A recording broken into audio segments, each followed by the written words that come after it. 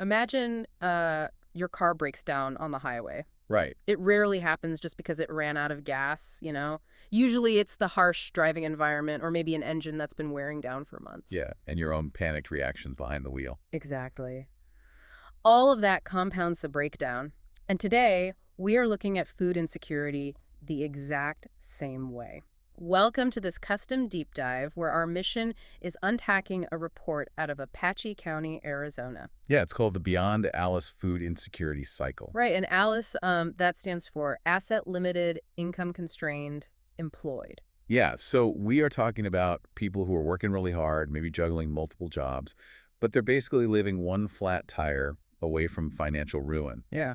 And this report takes how we traditionally view hunger, which is, just an empty pantry, and reframes it completely. It reframes it as a relentless cascading cycle. Yeah. Okay, let's unpack this. The breakdown really starts way before a stomach actually growls. Absolutely. It begins with what the report calls deviation. Right, which is basically severe environmental hurdles.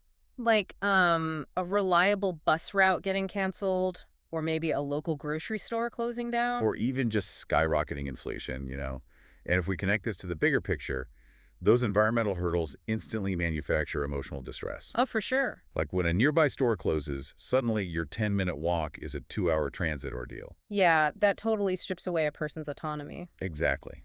It's not just the physical lack of food, it's the intense stress of losing buying power, or the profound shame an employed adult feels when they have to use SNLP benefits at the checkout counter. Wait, I struggle to see how a 5-year-old processes the economics of inflation at the grocery store, though. Right.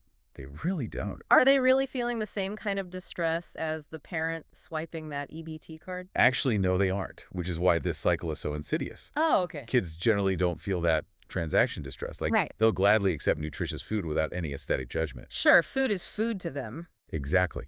But the adults, they internalize the poverty. Yeah. Because they're working but still failing to provide the basics. They feel this deep sense of social inadequacy. Well, here's where it gets really interesting. You can't just sit in that state of distress forever. No, you definitely can't. It forces survival mechanisms.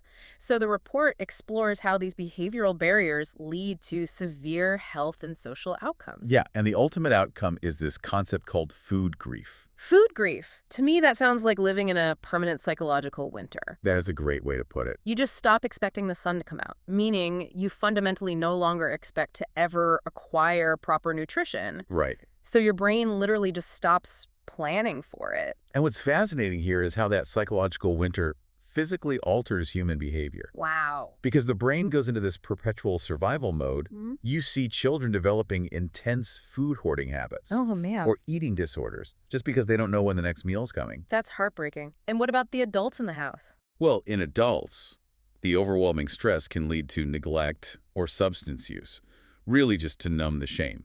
Which then forces the kids to become the household's voice of reason. Exactly. And what about older populations? Because I know the report mentions seniors facing mobility-related procrastination. Yeah, that's a huge issue.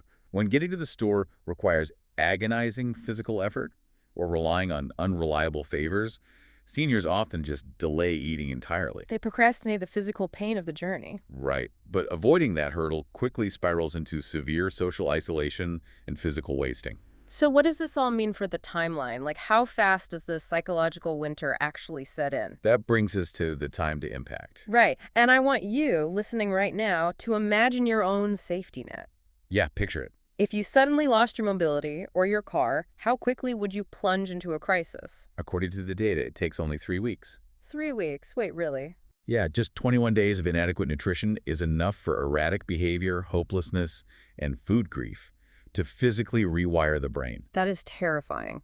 It is. And for the unemployed without a safety net, that timeline starts almost immediately. Wow. Universal barriers like rising costs or underlying mental health challenges, they aggressively speed up this clock across all demographics. It's so fast. And this raises an important question about how our society handles the crisis. Yeah, because we treat food insecurity as a long-term, slow-moving economic issue. Exactly. We debate policy for months on end. But the biological and behavioral damage occurs in mere days. It really does. It completely shifts your perspective. Right. Once you understand this cycle, From the environmental deviation and distress, through the behavioral barriers, right down to the rapid time to impact. You stop judging people for quote-unquote poor budgeting. Exactly. You start recognizing a systemic, cascading health failure. Yeah. It's a compounding system crash, just like that car on the highway we talked about. It leaves us with something very heavy to consider, really. Yeah, it does. If it takes just 3 weeks of malnutrition to establish lifelong negative coping mechanisms in a child, 3 weeks. right, how many unseen generational cycles of food grief are quietly operating in the people you interact with every single day?